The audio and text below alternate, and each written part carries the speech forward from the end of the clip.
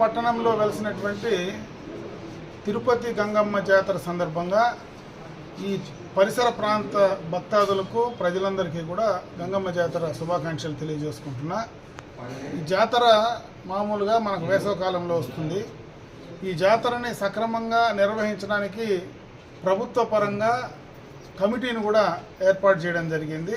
ఏదైతే ఉత్సవ కమిటీని ఏర్పాటు చేయడం జరిగింది, ఆ కమిటీ ద్వారా ఎండోమెంట్ డిపార్ట్మెంట్ ద్వారా ఈ జాతర నిర్వహణకు సంబంధించినటువంటి అన్ని చర్యలు కూడా తీసుకోవడం జరుగుతూ ఉంది.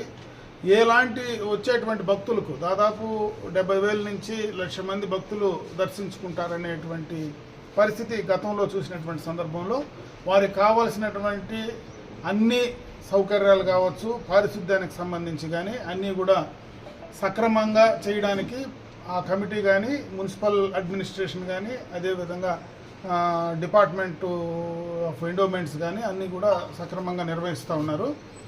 ముఖ్యంగా ఈ జాతర పలమనేరు పరిసర ప్రాంతాల్లో ప్రతిష్టాత్మకంగా ఎప్పటి నుంచినో ఆనవాయితీగా చేసుకునేటువంటి ఒక పెద్ద కార్యక్రమం.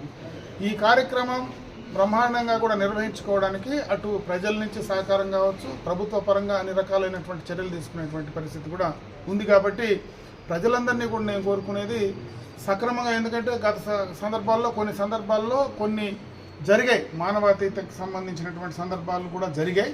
ఈ జాతరలో అటువంటివి ఏమీ ఉండకుండా ప్రజలందరూ కూడా సమన్వయంతో ఆ కార్యక్రమాన్ని విజయవంతం చేయడానికి, భక్తులందరూ కూడా దాన్ని విజయవంతం చేయడానికి ముందుకు రావాలని, అదేవిధంగా ఈ జాతర అమ్మవారి యొక్క కృప ఈ ప్రాంతంలో ఉండేటువంటి భక్తాదులందరికీ కూడా అండగా చల్లగా ఇవ్వాలని చెప్పి, అదేవిధంగా అమ్మవారి దీవెనలు అందరికీ కూడా అందాలని, ప్రతి ఒక్కరూ కూడా ఈ ప్రాంతంలో ప్రతి ఒక్కరూ కూడా మంచి ఆరోగ్యంగా ఐశ్వర్యంగా వాళ్ళు కుటుంబ సభ్యులందరూ కూడా సంతోషంగా ఉండే విధంగా అమ్మవారు దీవించాలని చెప్పి నేను మనస్ఫూర్తిగా కూడా వాళ్ళు కోరుకుంటూ సెలవు తీసుకుంటాను.